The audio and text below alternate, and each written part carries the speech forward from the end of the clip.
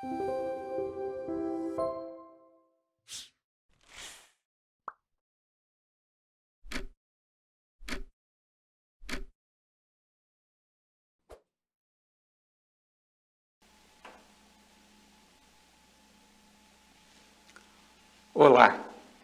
vou participar com vocês desse curso de formação prático-aplicada em direitos humanos no contexto brasileiro. A disciplina que vamos trabalhar é Direitos Políticos e Partidos Políticos, abordando uma análise constitucional dos artigos 14 a 17 da nossa Constituição brasileira. Meu nome é José Edgar Pena Amorim Pereira, eu sou desembargador do Tribunal de Justiça de Minas Gerais, sou formado pela Universidade Federal de Minas Gerais, onde fiz também o mestrado em Direito Constitucional. Tive a oportunidade de integrar e presidir o Tribunal Regional Eleitoral de Minas Gerais, onde fui também corregedor regional eleitoral, do que me decorre a experiência e o interesse também pelo tema do direito eleitoral, que tem íntima ligação ou profunda ligação com o nosso tema deste curso. Nesta aula de hoje, nós vamos começar abordando a democracia e os direitos políticos. Inicialmente, a proposta é que façamos uma análise do que seria a ideia de democracia constitucionalmente adequada, isto é, no contexto do direito constitucional brasileiro, como que a democracia se coloca e se insere, e como ela passa a ser referência também para todas as outras elaborações de normas jurídicas e a sua respectiva aplicação.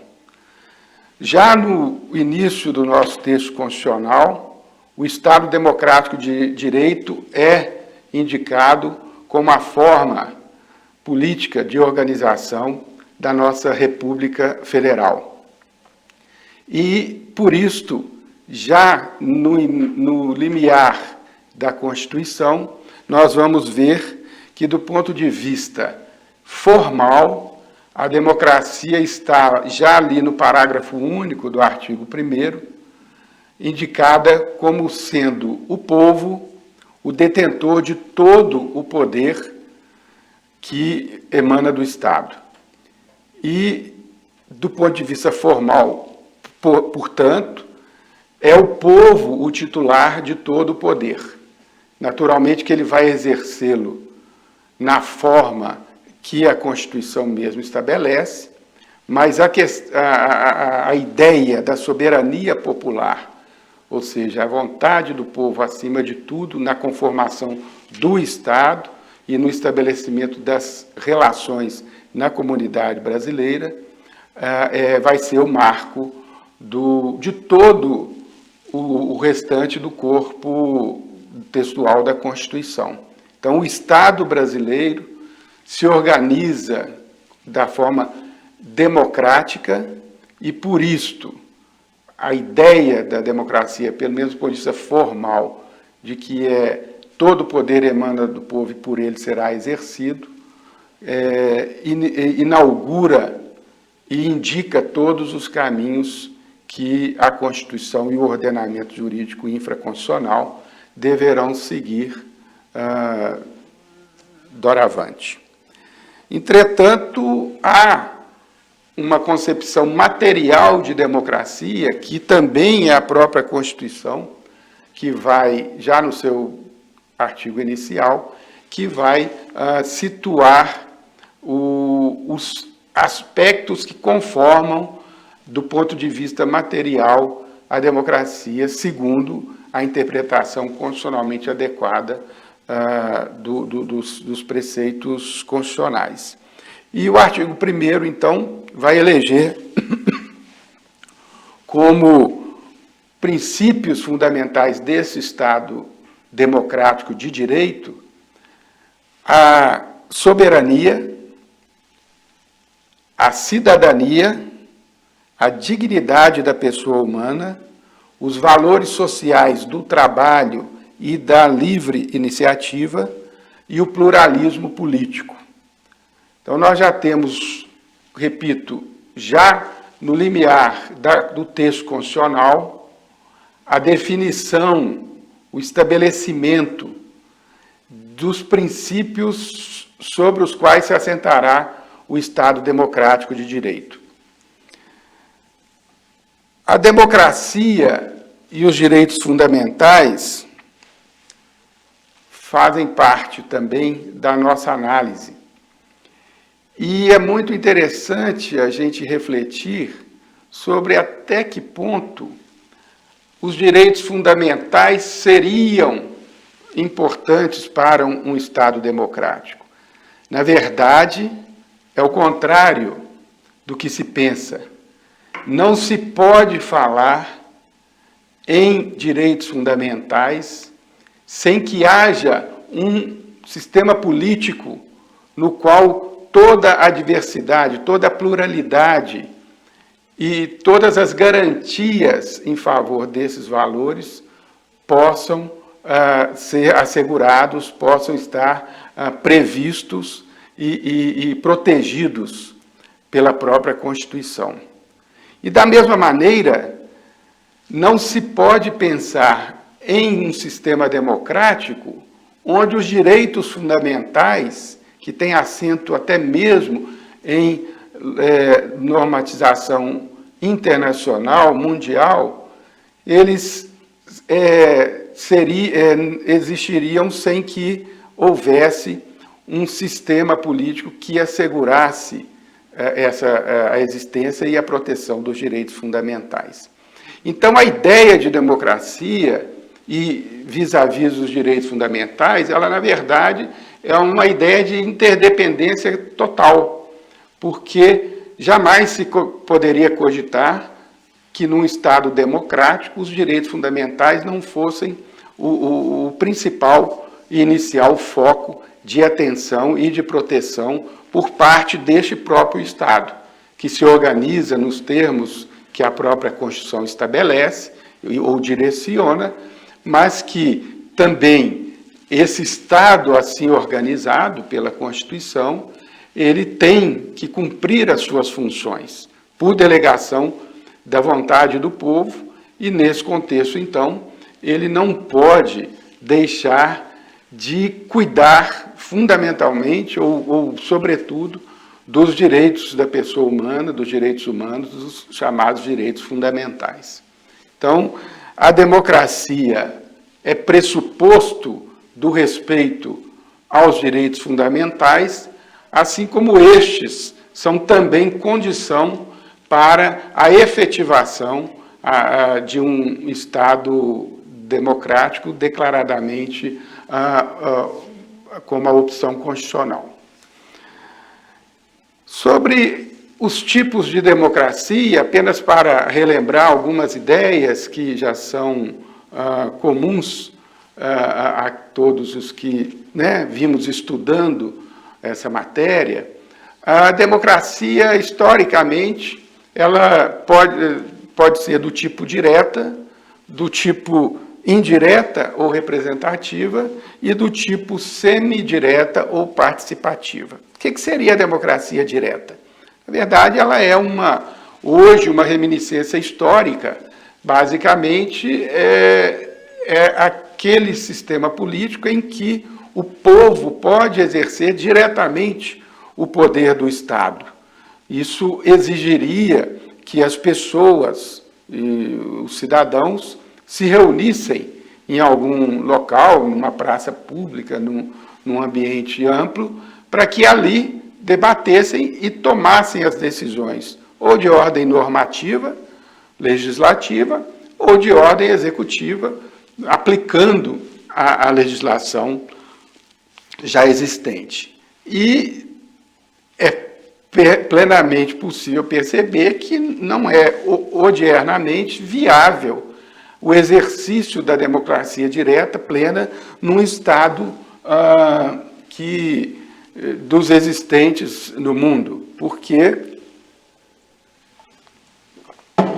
é de se perceber essa conformação das reuniões populares para a decisão dos assuntos de Estado é materialmente impossível, né?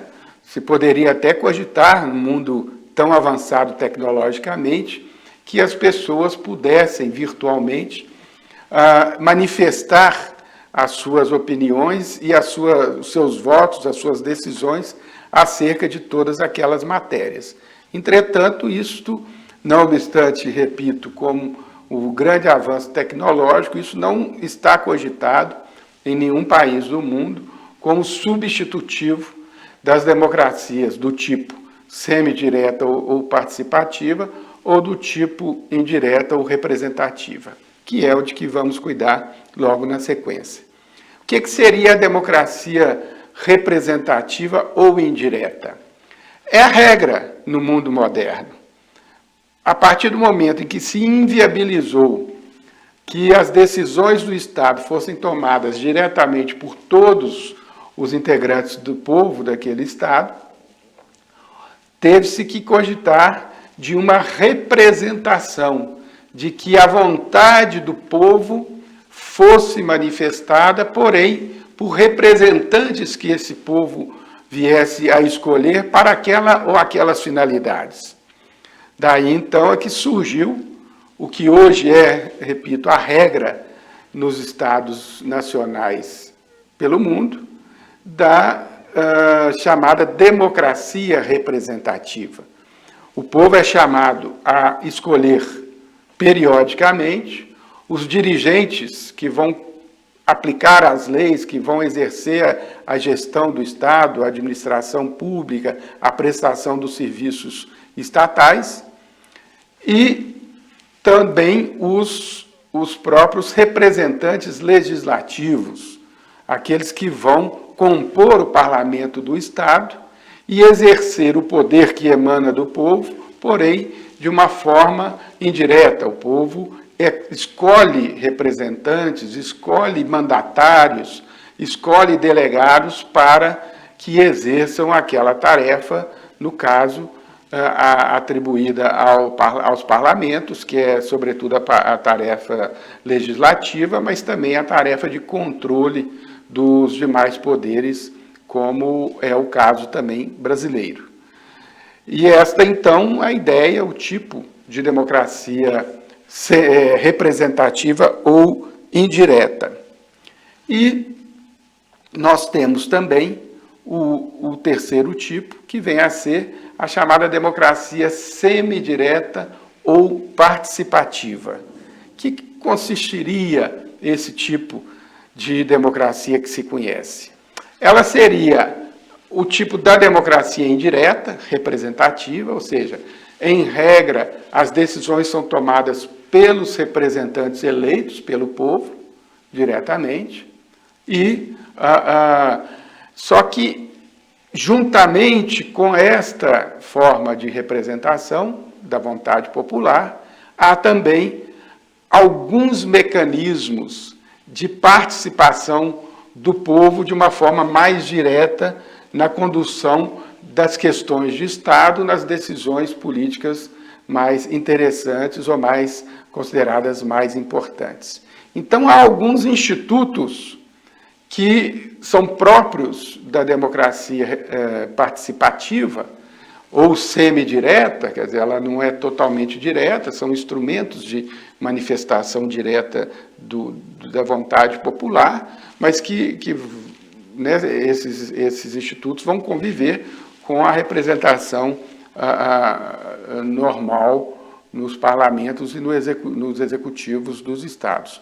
E, entre esses instrumentos, nós podemos citar, até por se tratar de exemplos previstos na própria Constituição, o plebiscito, o referendo, a iniciativa popular na apresentação de projetos de lei. Esses três institutos estão expressamente previstos no artigo 14 da nossa Constituição e, assim, caracterizam a democracia brasileira como do tipo semidireto ou participativo, porque há essa previsão desses 3 institutos pelos quais o povo pode diretamente manifestar a sua vontade, a sua decisão em relação a alguns aspectos. O plebiscito em que consistiria?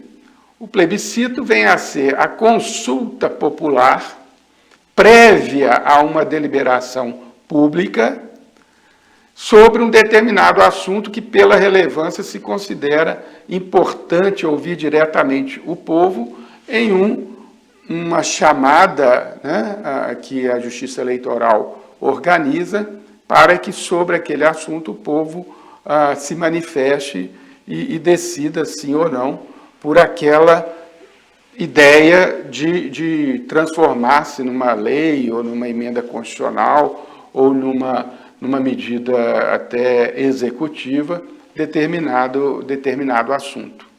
O referendo já se diferencia do plebiscito basicamente pelo momento em que ele se dá, em que a consulta popular se dá. Normalmente o referendo, ou sempre o referendo, vai ser a consulta popular após já ter havido a aprovação de um projeto de lei, ou uma proposta de emenda constitucional, ou uma medida executiva, que já adotada, a sua eficácia fica condicionada ao referendo popular sobre aquele assunto. Também vai ser a Justiça Eleitoral que cuidará de organizar essa consulta popular. Normalmente se recomenda que faça coincidir com os períodos das eleições diretas, seja as eleições gerais para deputado, senador, presidente da República, governador, seja nas eleições locais para prefeito e vereadores. Isso permite que a Justiça Eleitoral otimize os seus trabalhos e não tenha que movimentar toda a máquina de captação de votos para apenas uma dessas consultas, não é?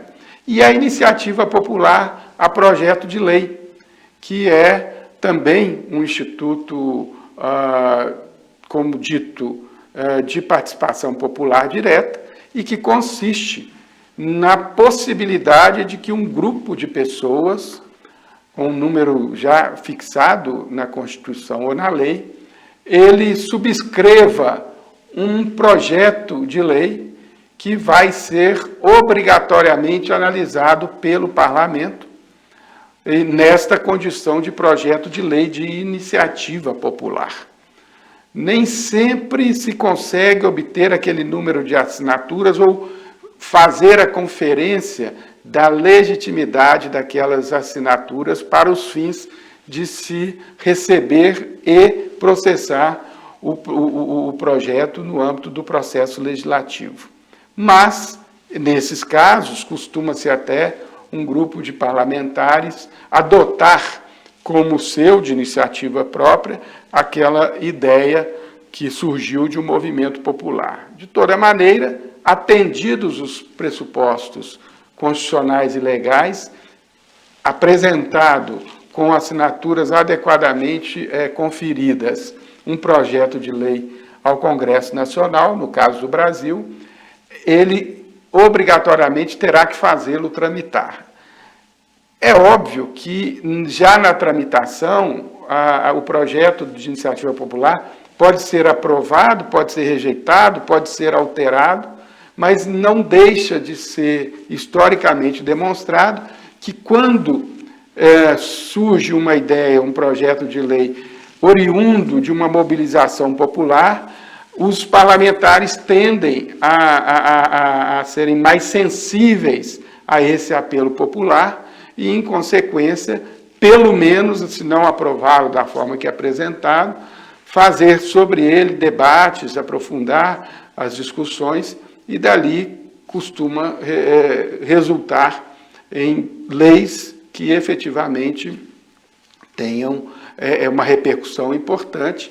Exemplo, no caso brasileiro, a lei da ficha limpa, que foi uma lei que buscou e que busca até hoje, está com plena eficácia, busca evitar que pessoas que não detêm aquela moral ilibada, que não detêm um passado que recomenda pela ética e pela moralidade, que elas não possam disputar as eleições. Isso é matéria que nós veremos também oportunamente nas nossas aulas. E, visto assim, esses três tipos de democracia que no país, no Brasil, estão representados pela democracia semidireta ou participativa, nós vamos também lembrar que há outros institutos, entretanto não adotados pela nossa Constituição, que também indicam a possibilidade de participação do povo nas grandes decisões nacionais, embora ao lado da representação política nos parlamentos e nos governos pelos representantes eleitos diretamente pelo povo. Por exemplo, o chamado recall, que seria a possibilidade, segundo a legislação do país, de que, se determinado parlamentar não estiver exercendo o seu mandato na forma como pareceria conveniente e adequada por parcela do povo, preenchidos os requisitos que a legislação estabelece, seria chamado uma nova consulta popular para confirmar ou não a conferência daquele mandato àquele parlamentar. E isso, então, implicaria um controle direto e imediato de parcela relevante da população sobre os representantes que foram eleitos pelo mesmo povo. Essa possibilidade não existe no direito positivo brasileiro, mas é um dado referencial como uma forma também de participação popular, um instituto que caracteriza também em outros países, no caso, a chamada democracia participativa. E nesse bloco, nessa aula de agora, nos cabe, então, indagar se a democracia no Brasil estaria sujeita a que princípios constitucionais? Sabemos todos que a Constituição é que conforma o Estado brasileiro e que estabelece os limites de atuação dos representantes populares na condução desse Estado em todas as áreas de atuação, poder executivo, poder legislativo, poder judiciário. De toda maneira, esta democracia se submete em qualquer país, e no Brasil não é diferente, à semelhança, por exemplo, da Alemanha, a democracia se submete, ou por outra, é característica da democracia, em primeiro lugar, a observância da separação dos poderes. Não há possibilidade, salvo as exceções do nosso sistema de freios e contrapesos, de um poder exercer a função que é predominantemente de outro. E a separação dos poderes e o princípio que a assegura é fundamental para a democracia. Cogitar-se de democracia de um único poder ou a única vontade manifestada em uma só pessoa é incompatível, por óbvio, com o sistema democrático, com o princípio democrático. Também a previsão da responsabilidade jurídica e política dos governantes é fundamental e pressuposto mesmo da existência do Estado democrático de direito. Porque se não houver esta previsão, se os governantes não estiverem sujeitos a controle pelos mecanismos previstos na Constituição, que os responsabilizem juridicamente e, se o caso, politicamente, a hipótese do impeachment, não se poderia dizer efetivamente que se trataria de um Estado democrático de direito. A estrita legalidade também é um princípio fundamental, assim entendido no caso brasileiro, não apenas o princípio da legalidade, que está no caput do artigo 37, mas também os a ela relacionados, que são os princípios da moralidade, da impessoalidade, que regem toda a administração pública brasileira. Ainda, a independência do Poder Judiciário e do Ministério Público é fundamental para se assegurar efetivamente um Estado democrático de direito. Não se poderia pensar, se não se já houvesse um desvio para a autocracia, que não se respeitassem essas autonomias ou essas independências do Poder Judiciário e do Ministério Público.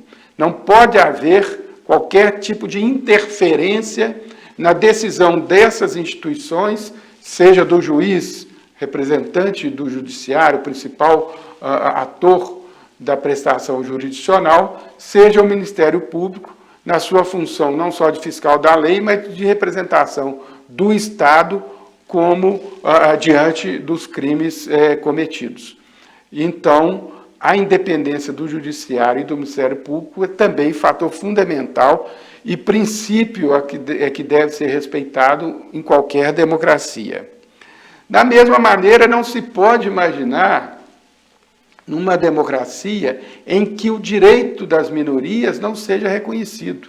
Isso tem muito a ver com os direitos fundamentais e aquela relação deles com a democracia.